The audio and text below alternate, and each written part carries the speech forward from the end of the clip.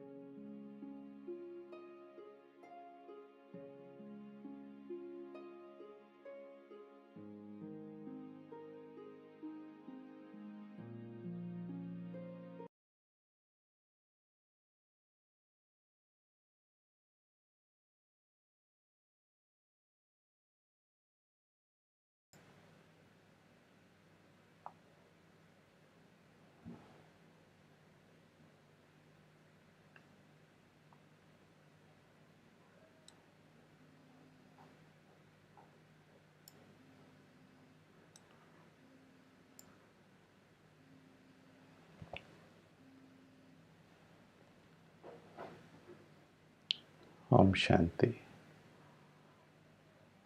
सभी को आवाज़ स्पष्ट आ रही है? पहले ये बताएंगे, एक बार लिख के बताएंगे।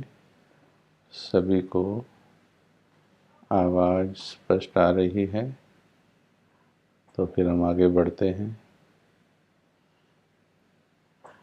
पहले आवाज़ की ट्यूनिंग हो जाए, उसके बाद फिर भगवान से ट्यूनिंग करेंगे हम सभी। आवाज़ ठीक है? ट्यूनिंग विद गॉड, भगवान के साथ ट्यूनिंग कैसे करें? बहुत सुंदर विषय है, जिसे भक्ति में अनेक नामों से जानते हैं। इस विषय को कैसे लॉ लगाएं, कैसे तार जोड़ें, लॉ कैसे लगाएं, तार कैसे जोड़ें, ज्योत में ज्योत कैसे लीन करें। अनेक शब्द फिर इंग्लिश में आ गया, how to tune with God, भगवान के साथ ट्यूनिंग कैसे हो। और आप सभी मीठे भाई बहन जो इतनी लगन से सब कुछ निपटा करके सुनने के लिए बैठते हैं, तो ये जो आपकी लगन है, ये लगन बताती है कि आपको परफेक्ट ट्यूनिंग करने की लगन है। उसमें डूब जाने की विधि सीखना चाहते हैं आप, उसी के पुरुषार्थ में आप लगे हुए हो और काफ़ी हद तक आपने कर भी लिया है उसको। लेकिन अभी प्रकाष्ठा तक, अंतिम मंजिल तक पहुंचना है, जहां जाकर हमारे मन को यथार्थ सुकून प्राप्त हो जाए। लगे हमारे मन को कि हाँ, मैं जिस मंजिल की खोज में था तो वो मंजिल मुझे मिल गई है। तो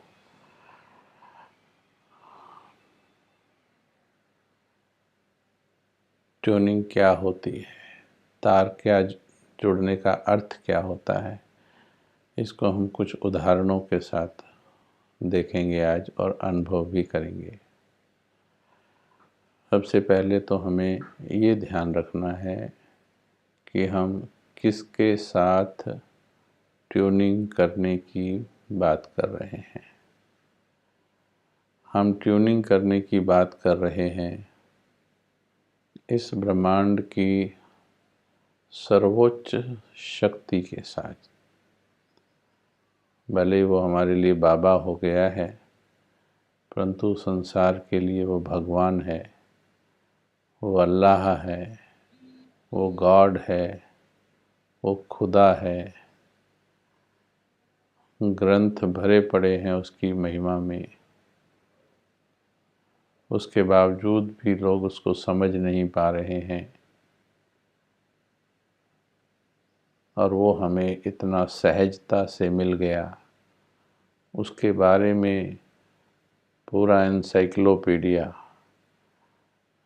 पूरा ज्ञान हमारे सामने स्पष्ट कर दिया। उसने स्वयं आकर के स्पष्ट कर दिया। तो अब उसके साथ हम ट्यूनिंग करने चले हैं। ट्यूनिंग को हम सरल शब्दों में समझेंगे। वैसे ये बहुत साइंटिफिक प्रोसेस है, लेकिन इसको सरल शब्दों में हर कोई समझ सकता है। जब दो दिल होते हैं, दो दिल, तो इस दिल से जब कुछ निकल रहा, इस दिल के लिए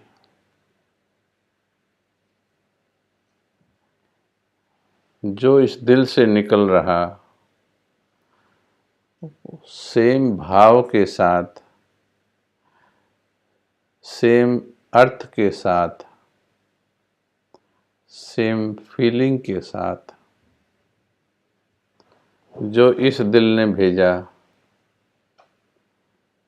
इस दिल ने पकड़ लिया, इसको ट्यूनिंग कहते हैं।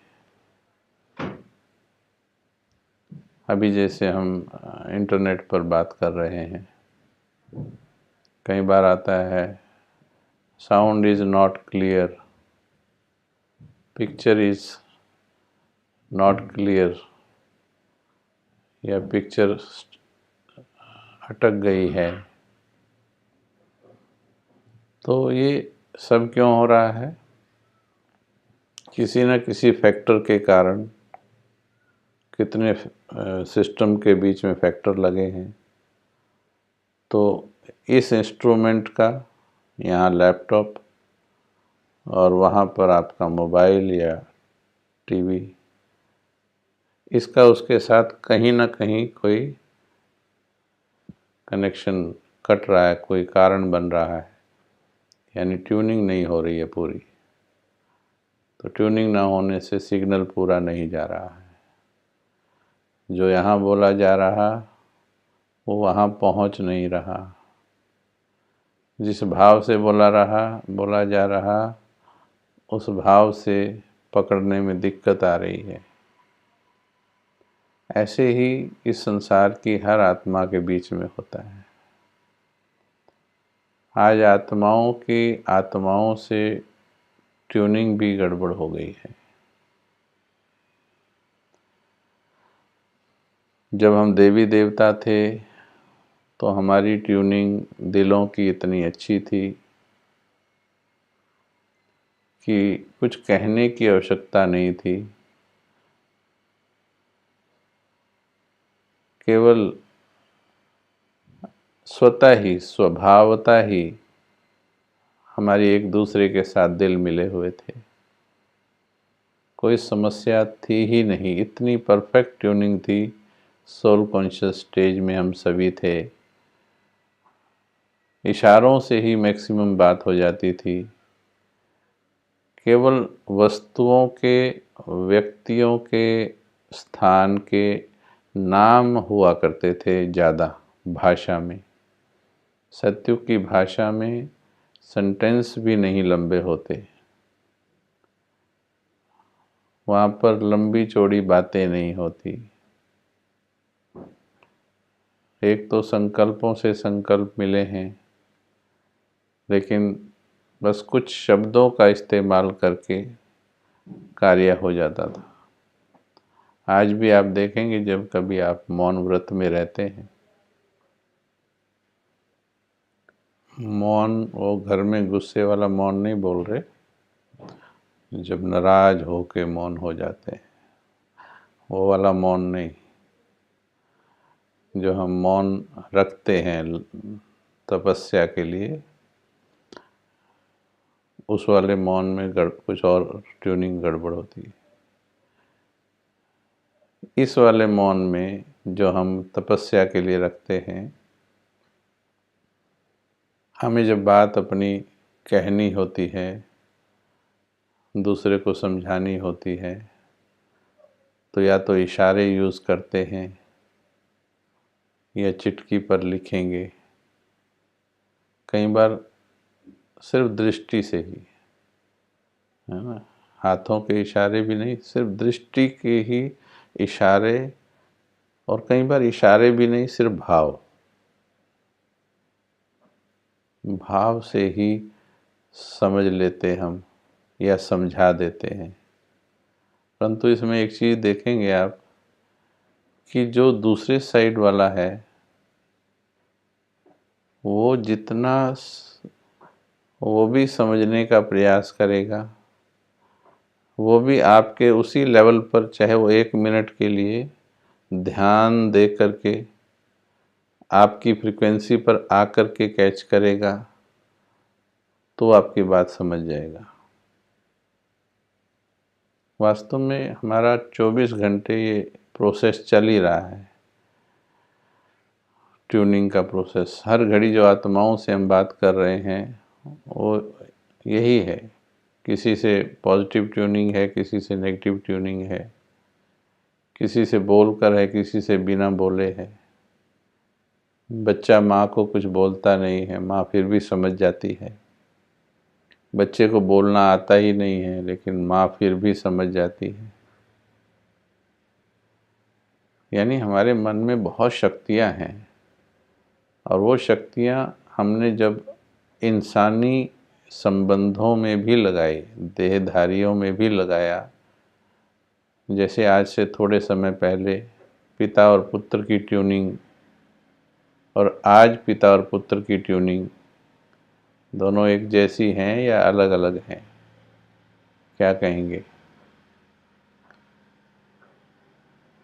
पहले जो पिता पुत्र की ट्यूनिंग थी और अभी, पहले जो टीचर और स्टूडेंट की ट्यूनिंग थी, पहले जो हस्बैंड और वाइफ की ट्यूनिंग थी, किसी भी रिलेशन में ले लीजिए आप, पहले जो दोस्त की दोस्त से ट्यूनिंग थी और अब जो ट्यूनिंग है, अंतर आया है या नहीं आया है? ठीक है, तो ये जो अंतर आया है उसके कारण रिलेशंस में फ़र्क आया है। जो एक दिल से प्रेम के वाइब्रेशंस भेजे जा रहे हैं, दूसरा दिल उस प्रेम के वाइब्रेशंस को कैच नहीं कर पा रहा है। अभी हम पहले सोल टू सोल देख रहे हैं। माँ बहुत प्यार से बच्चे को कुछ संदेश दे रही है, टीचर बहुत प्यार से उसके कल्याण के लिए बोल रहा है, लेकिन वो उसको कल्याण समझना तो दूर, कई बार होता है कि कल्याण के लिए भावना भेजी जा रही है। चलो भावना नहीं समझ में आ रही, कम से कम हाँ समझ में आ रहा है, भावना पकड़ में नहीं आ रही, पर समझ आ रहा है कि ये ठीक बोल रहे हैं, इतना तो आ रहा है, भले वो परिवर्तन नहीं कर पा रहे हैं। लेकिन आजकल क्या होता है, ट्यूनिंग इतनी गड़बड़ हो गई है, कई आत्माएं अच्छे शब्दों का भी गलत भाव निकाल लेते हैं। कई बार बोलने वाले के भाव गलत होते हैं, शब्द अच्छे होते हैं, उन शब्दों को सामने वाला समझ करके धोखा खा जाता है, गलत भाव पकड़ नहीं पाता है। कई बार शब्द अच्छे नहीं होते हैं, स्ट्रिक्ट होते हैं, भाव अच्छा होता है, सामने वाला स्ट्रिक्ट शब्दों को देखकर अच्छे भाव को नहीं पकड़ पाता है। कई बार भाव अच्छे होते हैं, शब्द स्ट्रिक्ट होते हैं, सामने वाला स्ट्रिक्ट शब्दों को ना देखकर शब्दों के पीछे के भाव को पकड़ता है और बोलता है मेरे भले के लिए बोल रहे हैं। देखिए, वैरायटी ऑफ ट्यूनिंग है। ये हमारे मन के ऊपर निर्भर करता है। तो ट्यूनिंग का अर्थ जो बताया, तार जोड़ने का अर्थ है, तार जुड़ा है तो करंट आनी चाहिए। अब तार जुड़ा है पर करंट नहीं आ रही है, तो कहीं डाउट आएगा कि कहीं ना कहीं से तार का कनेक्शन कटा हुआ है। ठीक ऐसे ही अब हम बाबा की ओर आते हैं कि भगवान शांति का सागर है, प्रेम का सागर है, आनंद का सागर है। भगवान के साथ हम योग भी लगा रहे हैं, मेहनत भी कर रहे हैं, समय भी दे रहे हैं, लेकिन बावजूद उसके लंबे समय से बहुत बड़ा परिवर्तन महसूस नहीं हो रहा है। थोड़ा बहुत चेंज आया, लेकिन बहुत बड़ा परिवर्तन महसूस नहीं हो रहा है। उसका कारण कि जो बात बाबा कह रहे हैं वो कई बार बात समझ में आ रही है, बात समझ में आ रही है, अक्ल में आ रही है, अमल में नहीं आ रही है। समझे आप? अक्ल में आ रही है, अमल में नहीं आ रही है। इसका मतलब जो दिल है, दिमाग राइट और रॉन्ग को कैच कर रहा है कि गुस्सा नहीं करना है, व्यर्थ समय नहीं गंवाना है, सोना नहीं है, लेकिन दिल उसको अमल में नहीं ला पा रहा है। जब तक दिल में ना जाए बात, तब तक अमल में नहीं आएगी। अकल में आ गई है, अमल में नहीं आई। तो इसलिए अब हमको ये ट्यूनिंग बढ़ानी है। और आने वाला समय, जो आपने कहानी सुनी होगी कि वो बिल्ली के पोंगरे जो भट्टी में रखे गए थे, परंतु जब भगवान के साथ ट्यूनिंग लगाई, तार लगाई, उसकी याद में बैठ गए, तो चारों तरफ भट्ठा तपता रहा, लेकिन जिस घड़े के अंदर वो बिल्ली के बच्चे थे वो कच्चा रहा। ये योग की कमाल है, ये आपकी ट्यूनिंग की कमाल है। जिसकी भगवान के साथ ट्यूनिंग अच्छी होगी, चाहे चारों तरफ हलचल हो, तूफान हो, भूकंप हो, कुछ भी हो, दुख हो, चीख पुकार हो, जैसे मेले के अंदर किसी माँ का बच्चा खो जाए, 10,000 आवाज़ों में भी अपने बच्चे की चीख सुनने की ताकत रखती है वो माँ, सुन सकती है वो, उसकी ट्यूनिंग ऐसी है। बच्चा भले ना सुन पाए, माँ सुन लेगी। कई उदाहरण मिले हैं पुनर्जन्म के। माँओं ने तो पिछले जन्म के भी अपने संबंधियों को पहचान लिया। माँ के दिलों ने खोए हुए संतानों को की आवाज़ सुन ली। ऐसी बहुत सी कहानियाँ बचपन में सुनी हमने। तो चाहे कितनी भी परिस्थितियाँ हों, लेकिन मेरा मन भगवान की आवाज़ सुन सके। इसको थोड़ा और हम क्लियर करते हैं। बाबा ने जो भी महावाक्य उच्चारित किए हैं, वो महावाक्य जिस भाव से बाबा हमारी तरफ सेंड कर रहा है, जिस भाव से वो कह रहा है, जो शक्ति वो मेरी ओर सकाश भेज रहा है, क्या मेरा दिल ये समझ तो आ रहा है हमको कि बाबा सूक्ष्म लोक में बैठा हुआ 51 वर्षों से शक्तियां सकाश दे रहा है। लेकिन अगर वो सकाश दे रहा है और मुझे भी दे रहा है, तो फिर मेरे मन में बेचैनी क्यों है, हलचल क्यों है, क्यों मुझे परमात्मा की शक्ति नहीं मिल रही?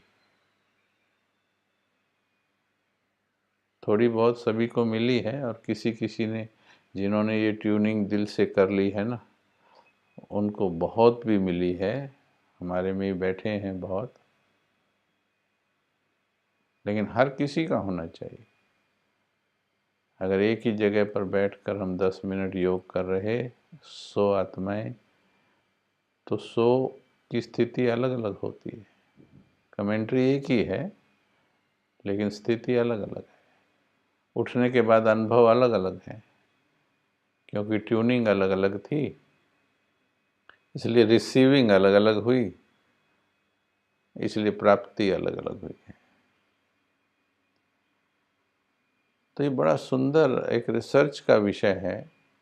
मैं कई बार आसमान की तरफ देखा करता हूँ, छत पर खड़े होकर इतने विशाल आसमान को देखता हूँ,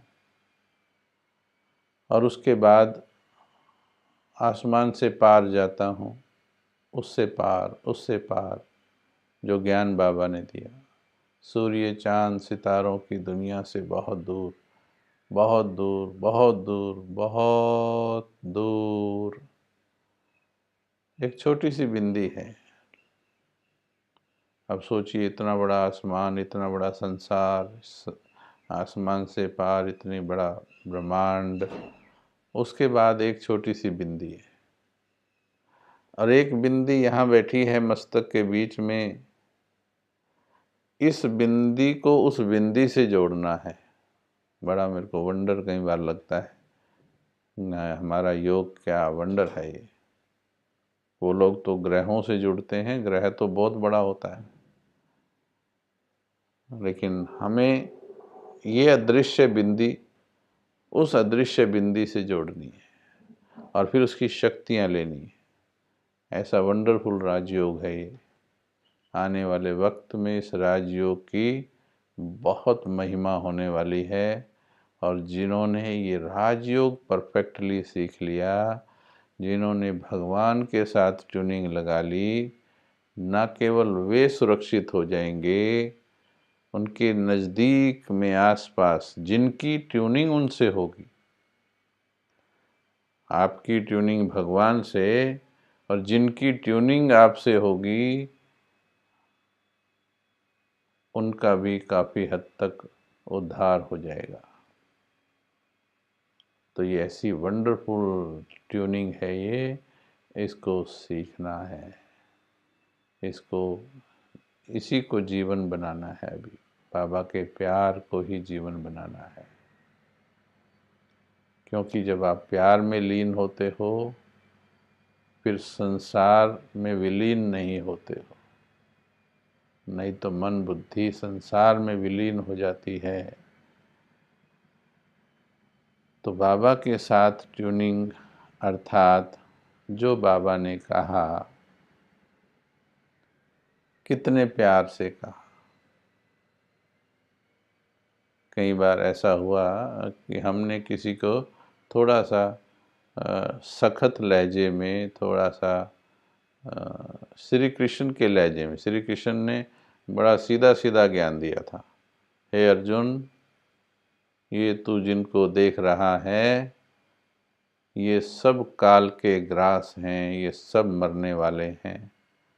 तू इन्हें जीवित मत जान, इन सभी को तो काल खाने ही वाला है। तू शस्त्र उठा और इनको मार डाल। सीधा सीधा ज्ञान सुनाया था, और सीधा सीधा ज्ञान ही वास्तव में सत्य होता है। ये आर्ट ऑफ लिविंग घुमा फिरा के बातें बोलने से शक्ति नहीं मिलती है, सिर्फ थोड़ी सी बुद्धि कन्विंस होती है। इसलिए ज्ञान सीधा सीधा सुनो। आत्मा अजर अमर अविनाशी है, शरीर विनाशी है, ये दुनिया के संबंध विनाशी हैं। इनसे अविनाशी प्राप्ति की कल्पना मत करो।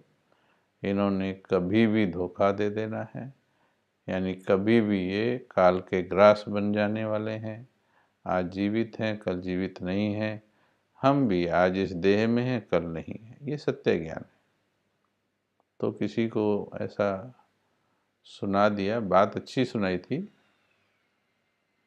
लेकिन उनको बात बुरी लग गई, तो हमने उसके बाद परिवर्तन किया कि अच्छी बात भी उसके दिल तक नहीं जा रही है। तो बाबा, तो उन्होंने कहा, हमको शिकायत की कि आप बहुत सूखे लहजे में स्ट्रिक्ट बोलते हो। तो मैंने पूछा उनसे, ध्यान से सुनिएगा आप भी ये बात। मैंने कहा, क्या चाहते हैं आप, प्यार से बोलूं? बोले, अच्छा, प्यार से बोलने से ठीक हो जाओगे? बोले, हाँ।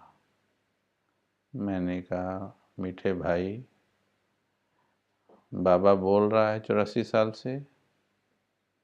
बोले, हाँ। प्यार से बोल रहा है या जोश में या रोब में बोल रहा है? बोला, प्यार से। 84 वर्ष से बोल रहा है, आपको भी 8-10 साल हो गए ज्ञान में।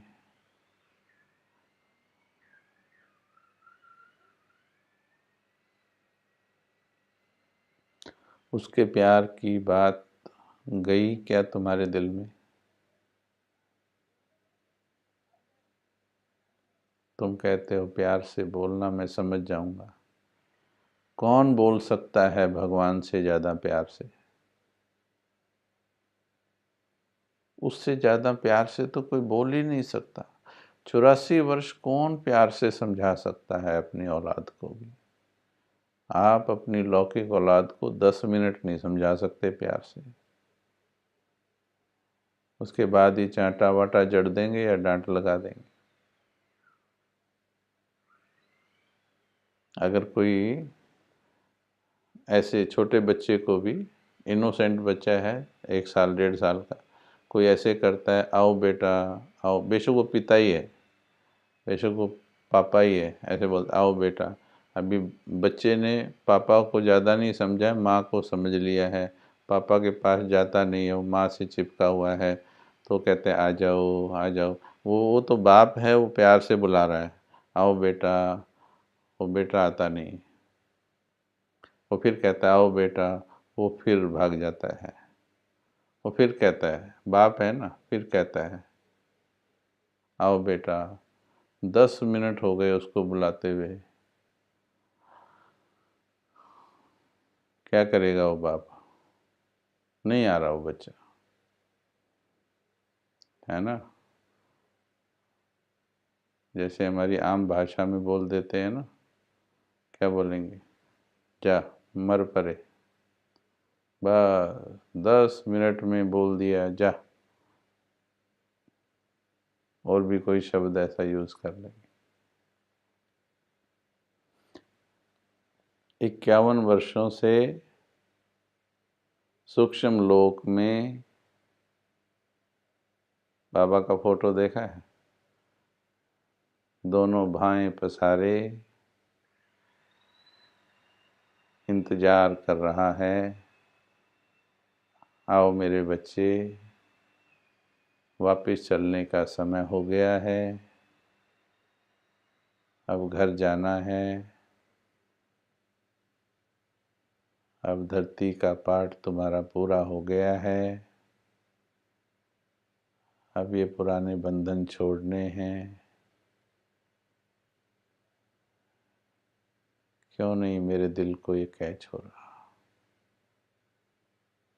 कितने प्यार से धरती पे आके वो दादी के तन के द्वारा कितनी मुरलियों में बोल के गया है कि अब वापस जाने का समय है, इस दुनिया से ममत उठा लो। तो बाबा की बात दिल में क्यों नहीं जा रही? अगर आपने एक बार भी बाबा को बोला है कि मेरा बाबा, अभी हम बोलेंगे ना तो ये चैट राजधानी की स्पीड से दौड़ने लगेगी। हाँ, मेरा बाबा है, मेरा बाबा है, मेरा है, मैंने बाबा से प्यार किया है, मैंने सच्चा प्यार, अभी अभी दौड़ने लगेगी। हम कहते हैं ये छोड़ो आप, एक बार भी अगर दिल से बाबा को कहा है मेरा बाबा, अगर दिल से मान लिया है मेरा बाबा, तो फिर उस बाबा की बात दिल क्यों नहीं पकड़ रहा है? प्रश्न क्यों करता है?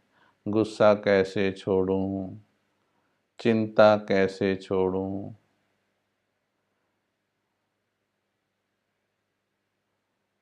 दुनिया वालों की बात कैसे पकड़ रहा है दिल।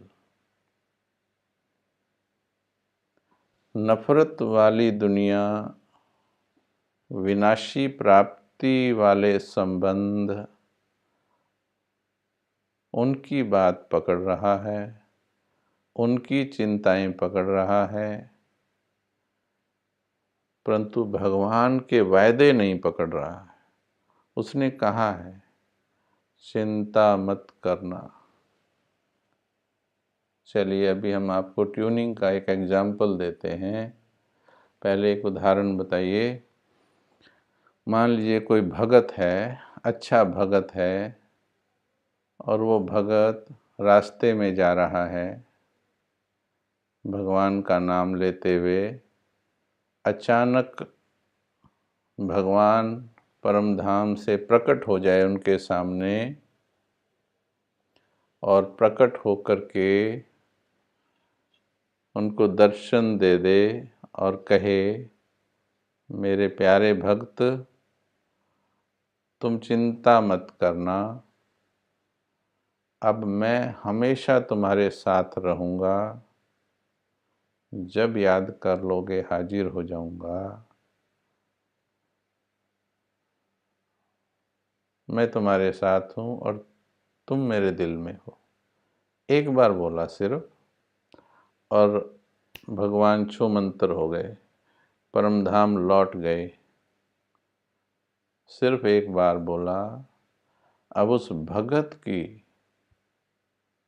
स्थिति क्या होगी पूरा जीवन,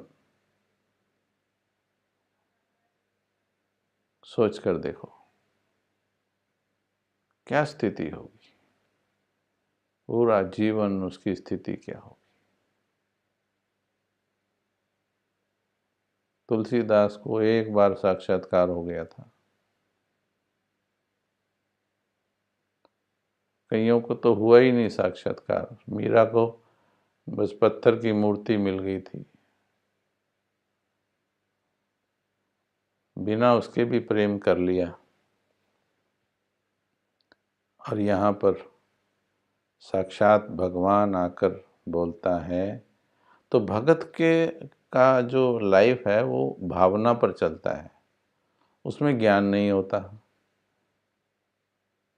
अब हमारी लाइफ में क्या हो गया, या आजकल की दुनिया में भी क्या हो गया, अक्ल ज़्यादा हो गई, भावना का सिस्टम गड़बड़ हो गया।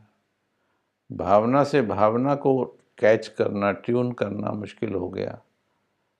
अक्ल ज़्यादा हो गई, समझदार हम बहुत ज़्यादा हो गए। वो ज़्यादा समझ हमारे लिए खतरनाक हो गई। ऐसे ही लौकिक जीवन में ज़्यादा समझदार बना दिए बच्चे, माँ बाप ओल्ड एज होम में पहुँच गए।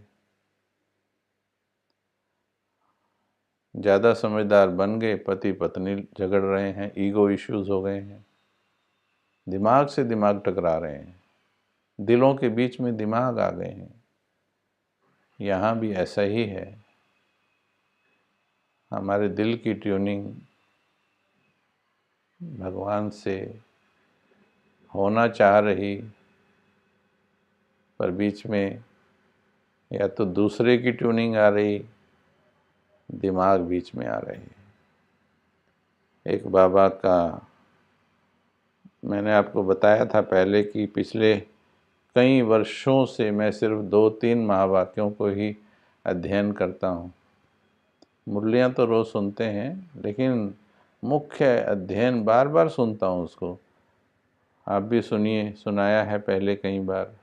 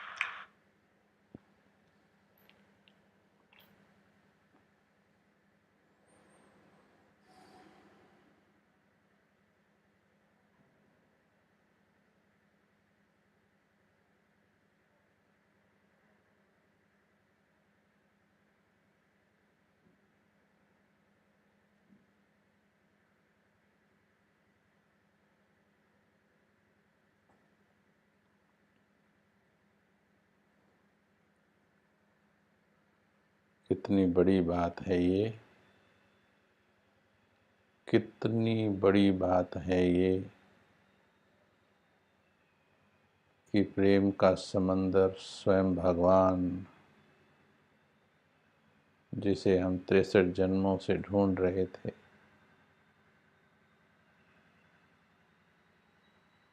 वो आकर मेरे सामने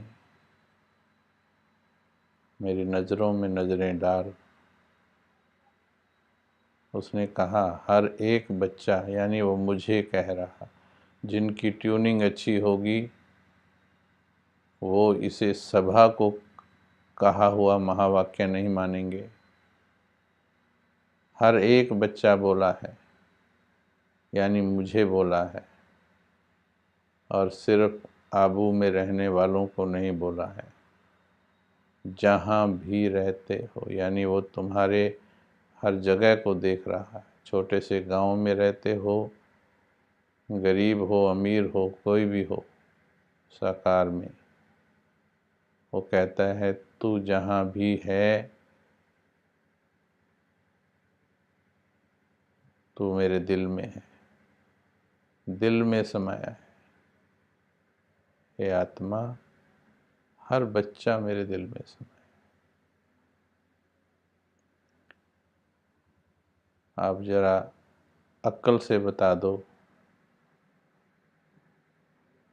दिल भी शायद पकड़ रहा होगा अभी, पर अक्ल से बता दो, ये महावाक्य सुनने के बाद भगवान के प्रेम को उसके दिल में बसने के बाद वो स्वीकार कर रहा, तुम मेरे दिल में हो।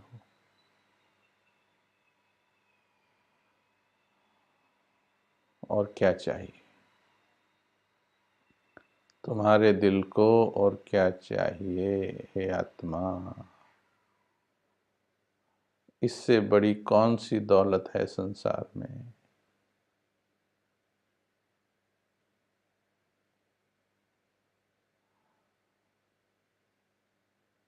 क्या चाहिए इससे ज़्यादा?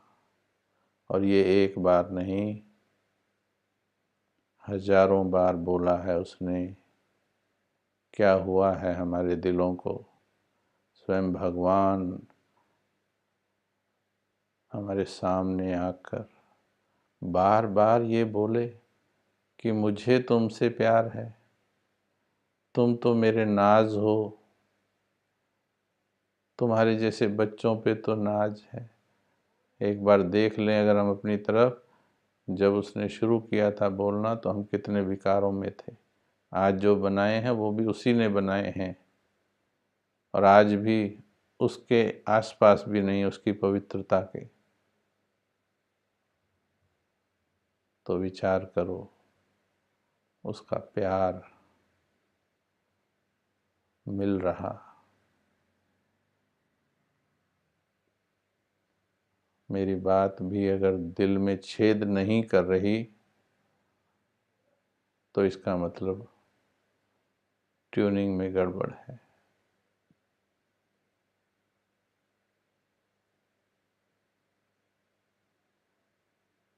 इसका मतलब निश्चय नहीं कि भगवान बोल रहा,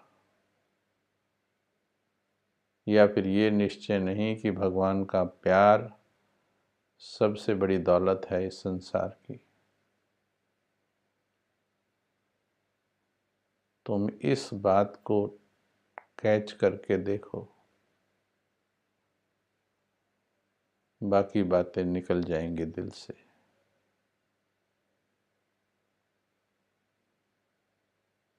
अभी आपने जब महावाक्य सुना तो जब बाबा ने कहा हर एक बच्चा दिल में समाया है, कुछ अबोध बच्चों ने, अबोध ही कहेंगे,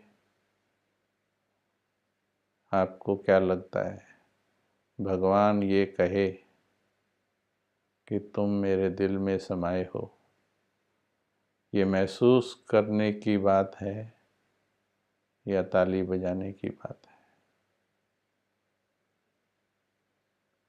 इसलिए अबोध कहा है। वो समझ ही नहीं पाए कि भगवान प्रेम के का समंदर भेज रहा तुम्हारी ओर, तुमने सिर्फ ऊपर से ताली बजाकर क्या किया? उसको अप्रिशिएट किया क्या? समंदर को पी लेना चाहिए।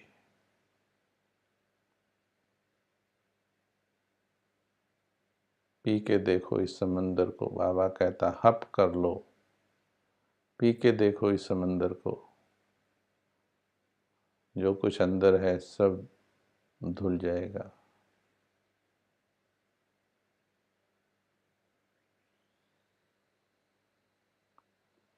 बैठ के देखो 2 मिनट इसी महावाक्य की के आनंद में बैठ के देखो।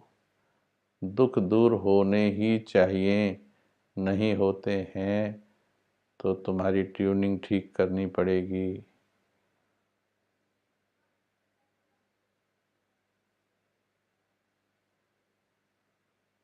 2 मिनट बैठो, पहले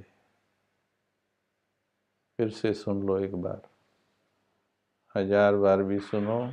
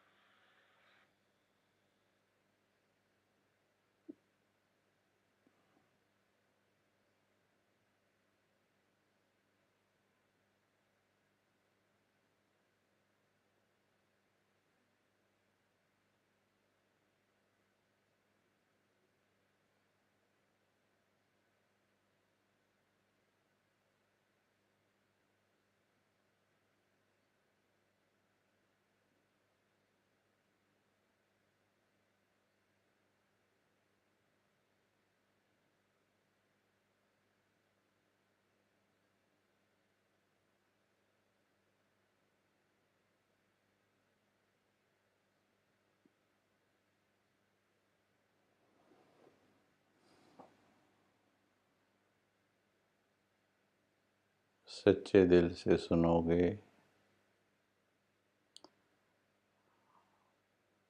जो बिगड़ी हुई अकल है वो सब ठीक हो जाएगी। भटकी बुद्धि। सीता जी ने दिल की आवाज़ सुनी नहीं श्री राम की। उसने कहा ऐसा कोई हिरण नहीं होता,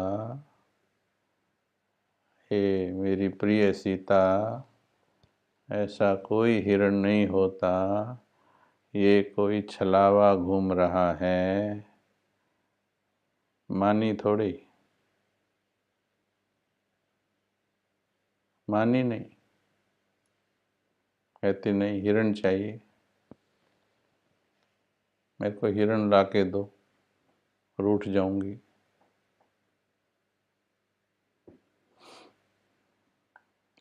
लाड लडाने के लिए हिरण लेने गया,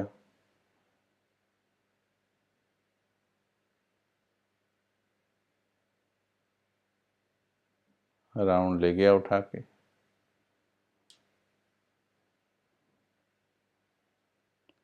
लेकिन उसके बाद 1 साल रावण की कैद में रही। 1 साल पर रावण हाथ नहीं उठा लगा पाया। जो उसके घर से उठा लाया और उसके राज्य में उसके अधिकार में होते भी हाथ नहीं लगा पाया, क्योंकि सीता ने गलती ठीक कर ली थी। वहाँ राम को दिल से बाहर किया, रावण की चीज़ को दिल के अंदर किया था। रावण ले गया। अब रावण के घर में चीज़ की इच्छा छोड़ दी, राम को पकड़ लिया।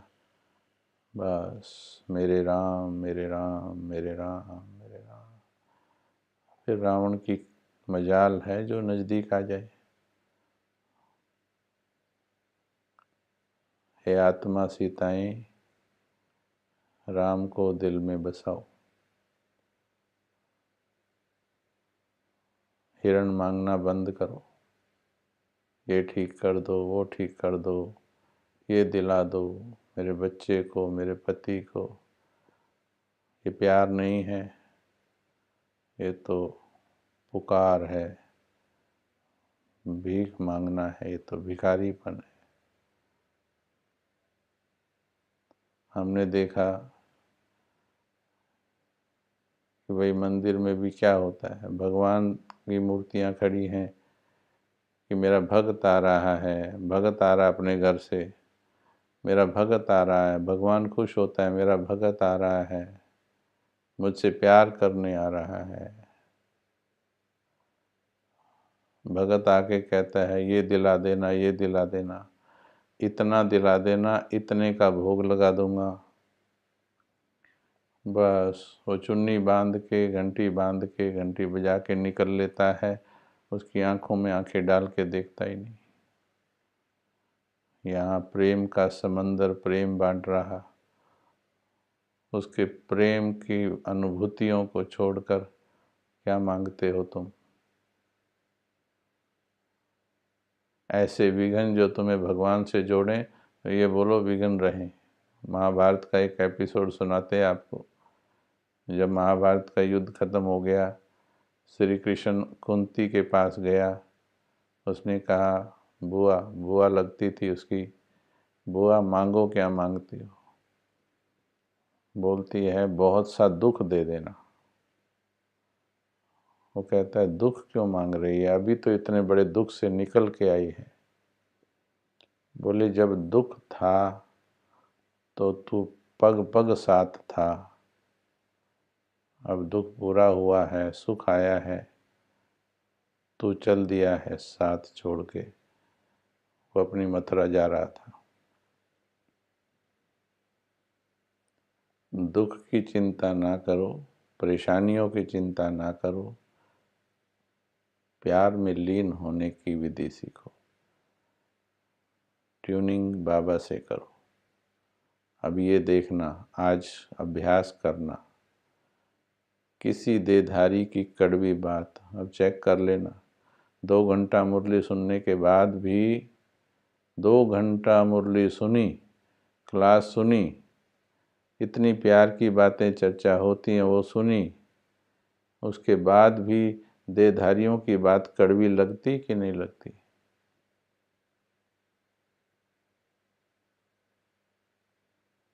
वो कड़वी बात कैसे पकड़ रहा है मन? जिस मन ने भगवान की मीठी बात पकड़ ली हो, वो कड़वी क्यों पकड़ रहा है? और ये चेक करके देख लेना, कड़वी जल्दी पकड़ता है या मीठी पकड़ता है। ट्यूनिंग में गड़बड़ है। इसके लिए अंतर्मुखी हो जाओ थोड़ा। अंतर्मुखी होने का प्रतिज्ञा करो। बाबा के साथ थोड़ा वक्त बिताओ तो प्यार बढ़े। बाबा काम बनाने की मशीन नहीं है कि उसके पास जाओ, 2-4 समस्याएं सुनाओ, बस थोड़ा सा हल्के हो जाओ और आ जाओ। वो समंदर है, वो क्या कर सकता है उसको चिंतन करो। उसके साथ ट्यूनिंग हो जाए तो स्वर्ग के सीनरियाँ दिखने लगेंगी। इस संसार के सब दुख, मिर्वा मौत मलों का शिकार, सब खत्म हो जाएंगे। मन भागना बंद कर देगा। फिर तुम्हारी सब जिम्मेवारियों की जिम्मेवारी तो वो ले रहा है, तुम चिंता क्यों करते हो? तुम्हारा मन विचलित क्यों होता है? प्रेम में लीन हो जाओ। देहधारियों की कड़वी बातें या व्यर्थ बातें अगर मेरा मन पकड़ रहा है तो समझो अभी प्रेम और करना है, बाबा को और समय देना है। चलो प्रतिज्ञा कीजिए। प्रतिज्ञा से ही परिवर्तन है बस। अब बात समझ में भी आ गई, लेकिन परिवर्तन तो तभी होगा, सेल्फ ट्रांसफॉर्मेशन तभी होगा जब दृढ़ प्रतिज्ञा करेंगे, अब बाबा की हूँ बस। बार बार करना है, एक दो बार नहीं। जब तक ये ट्यूनिंग ना हो जाए, जब तक आत्मा मर ना मिटे परमात्मा पर, लगे रहना है। चलो बैठो 2 मिनट।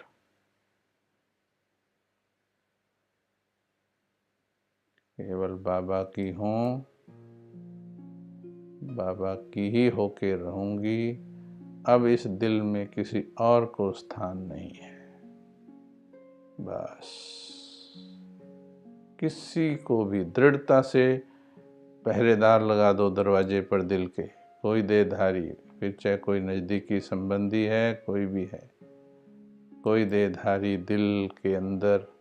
भगवान से बड़ा कोई संबंधी नहीं है, कोई भी नहीं। ये सब विनाशी संबंधी हैं हे अर्जुन, ये सब काल के ग्रास हैं, ये सब जाने वाले हैं, और तू भी इनके पीछे जाने वाला, पता नहीं इनसे पहले जाने वाला क्यों उलझा पड़ा है। मरने वाले मरे हुओं का क्यों शोक कर रहे हैं। ये अर्जुन को श्री कृष्ण का ज्ञान। चलो लीन हो जाओ।